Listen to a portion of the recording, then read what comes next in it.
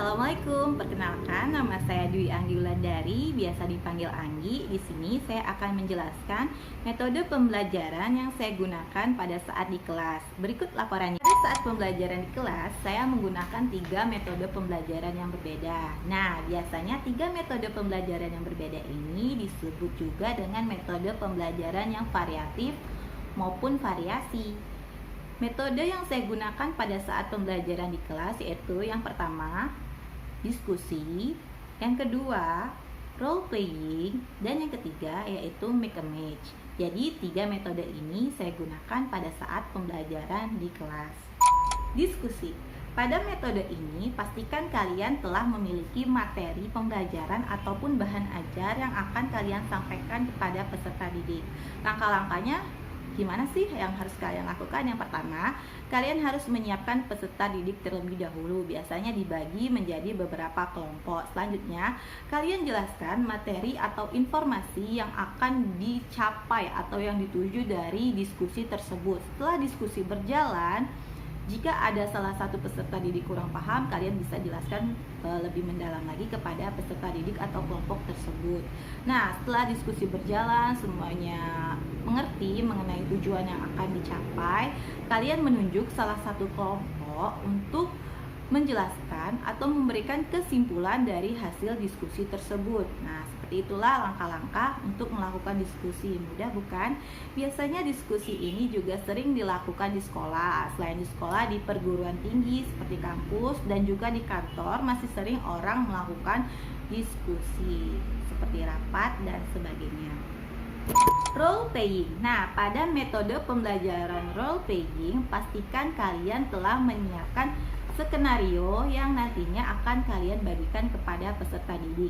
Bagaimana sih langkah-langkah untuk metode pembelajaran role playing ini? Yang pertama, kalian harus tadi menyiapkan skenario yang akan kalian bagikan. Selanjutnya, kalian sampaikan tujuan atau materi pembelajaran yang akan dicapai pada hari ini. Kemudian, setelah materi disampaikan, kalian bagi peserta didik menjadi beberapa kelompok untuk memainkan peran sesuai dengan skenario yang telah kalian siapkan tadi. Setelah materi pembelajaran disampaikan, skenario pun telah dibagikan kepada peserta didik. Berikan waktu kepada mereka untuk membaca, memahami, dan menghayati isi dari skenario tersebut. Setelah mereka membaca dan menghayati skenario itu, selanjutnya peserta didik memainkan atau memeragakan peran yang mereka baca tadi di skenario. Jadi mereka berlakon seperti para artis nantinya sesuai dengan skenario yang telah dibagikan dan peran masing-masing. Nah, setelah mereka memainkan peran atau berdrama seperti itu, selanjutnya mereka akan memberikan kesimpulan atau penjelasan terhadap apa yang mereka lakukan atau mereka tampilkan di depan tadi. Begitu langkah-langkah role playing. Mudah bukan? Make a match. Pada metode pembelajaran make a match, kita membutuhkan media berupa kartu. Nah, bagaimana cara membuat kartu tersebut? Pertama, kita siapkan materi pembelajaran. Kemudian, kertas origami yang gunanya sebagai kartu, kertas HPS, double tip, pena, serta gunting. Nah, langkah pertama yang kita lakukan yaitu menggunting kertas HPS menjadi ukurannya seperti ini. Nah, ini disesuaikan saja dengan kertas origaminya. Dalam kertas HPS ini kita sudah menuliskan pertanyaan serta jawaban. Selanjutnya tak lupa kita tempelkan double tip biar bisa direkatkan kepada kertas origami. Dan jadilah kartu yang akan kita gunakan sebagai media pembelajaran di kelas. Langkah-langkah yang kita lakukan untuk menggunakan kartu ini sebagai media pembelajaran di kelas yaitu kita jelaskan dulu materi yang kita ajarkan nantinya. Selanjutnya kita jelaskan juga bagaimana cara penggunaan kartu ini dengan cara pertama membagikan dulu kartu ini kepada semua siswa secara acak. Pastikan semua siswa mendapatkan kartu ini.